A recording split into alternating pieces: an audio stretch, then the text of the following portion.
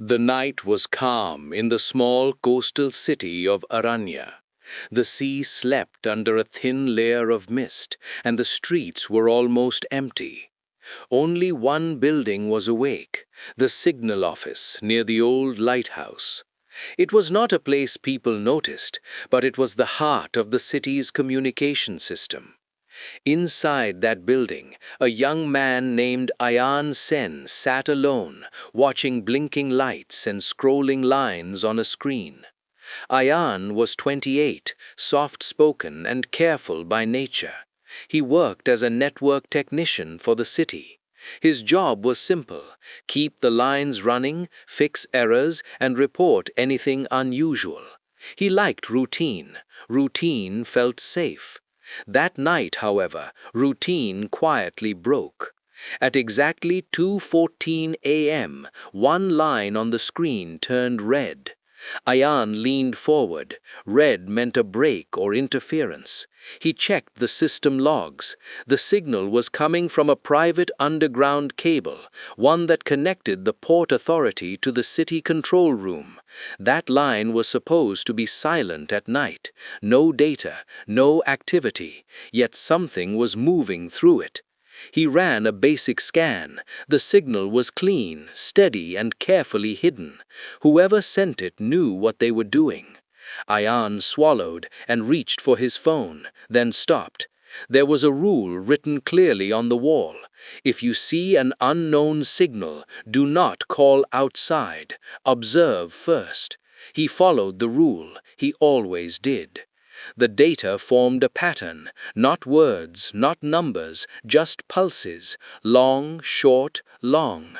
Ayaan felt a strange chill. He opened a decoder, an old tool mostly used for testing. The pulses turned into letters. Open the line. Ayaan stared at the message. His heart beat faster. No system spoke like that. He typed a reply with shaking fingers. Identify yourself. The screen went dark for a second. Then the message came back. My name is Maya. Maya. Ayaan leaned back in his chair. That name stirred a memory. Years ago, when he was still in college, there had been a news story about a cyber expert named Maya Roy.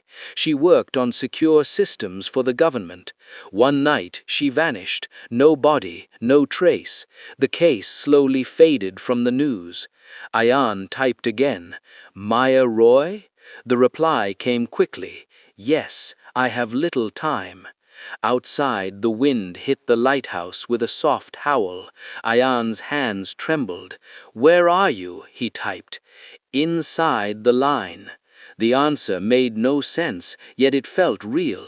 Ayaan checked the signal source. It was moving, shifting through layers of the network, hiding, jumping. It was alive in a way he had never seen before. Why contact me? He asked. There was a pause, 10 seconds, 20. Then, because you are quiet and you listen. Ayaan felt something tighten in his chest. He had always been the quiet one, the boy who sat at the back of the class, the man no one noticed at work. Now someone had chosen him for that very reason. What do you want? He typed. The reply appeared slowly, letter by letter, as if the sender was tired. The city is in danger. Ayaan's eyes widened. He checked the port systems again. Everything looked normal. Ships were docked. Power was stable. What danger? He asked. A false command is coming at dawn. Ayaan stood up. False command meant fake orders, orders that systems could mistake as real. From where? Inside. Those two words frightened him more than anything else. Inside threats were harder to see, harder to stop. Ayaan took a deep breath. Tell me what to do. For the first time, the reply did not come as text. Instead, a small file appeared on his screen. He hesitated, then opened it. It was a map of the city's network, layered and detailed far beyond what public systems showed. Hidden paths, back doors, silent switches. "This is classified," Ayaan whispered to himself. "I built it," the line said. Ayaan understood now. Maya was not just missing, she had been trapped, cut off from the world, living inside the systems she once designed. Maybe it was an accident, maybe it was done to her, he did not know, but she was still fighting. "The false command," Ayaan typed. "What will it do?" There was a pause. "It will shut the harbor, and then it will open it, all at once."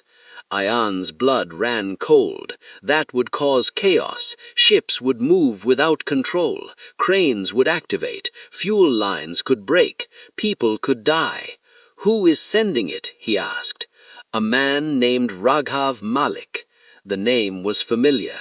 Malik was a senior operations officer at the port, trusted, respected. He had access. Ayaan looked at the clock. 2:47 a.m. Less than 3 hours until dawn. "Can we stop it?" he typed. "Yes, but not alone." Ayaan thought of calling his supervisor, then stopped. If Malik was involved, the danger could be closer than he thought. "Tell me the plan," Ayaan wrote. The screen filled with steps, simple steps. Reroute one signal, delay another, create a mirror loop so the false command would trap itself. It was clever, quiet, and risky. "If we fail," Ayaan typed, "then I will disappear, and the city will pay."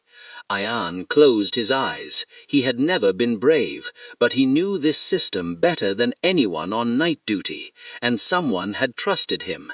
"I'll do it," he wrote. For the next 2 hours, the room filled with soft clicks and glowing screens.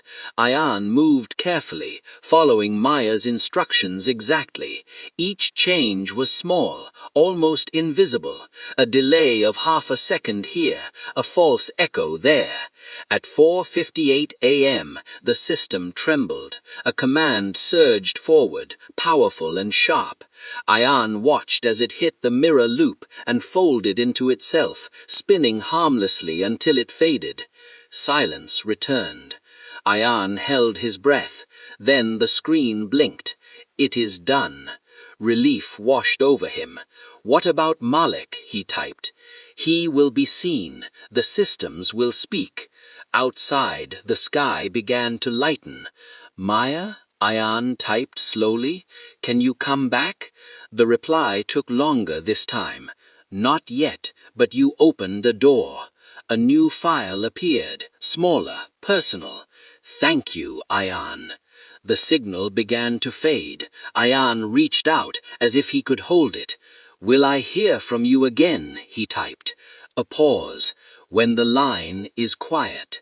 Then the screen returned to normal. No red lines, no hidden pulses, just the usual city network waking up for the day. At 6:10 a.m., officers arrived at the port. Malik was taken away, confused and angry, as systems showed clear proof of his actions. The story would make the news. Ayaan's name would not. Later that morning, Ayaan left the signal office. The lighthouse stood tall against the rising sun. The city moved on, unaware of how close it had come to disaster. Ayaan walked home slowly. He felt tired, but something inside him had changed. He was still quiet, still careful, but now he knew that silence had power. That night, as the city slept again, Ayaan returned to his desk. He watched the lines, listened to the hum, and waited. Because somewhere, in the quiet spaces between signals, a voice might speak again.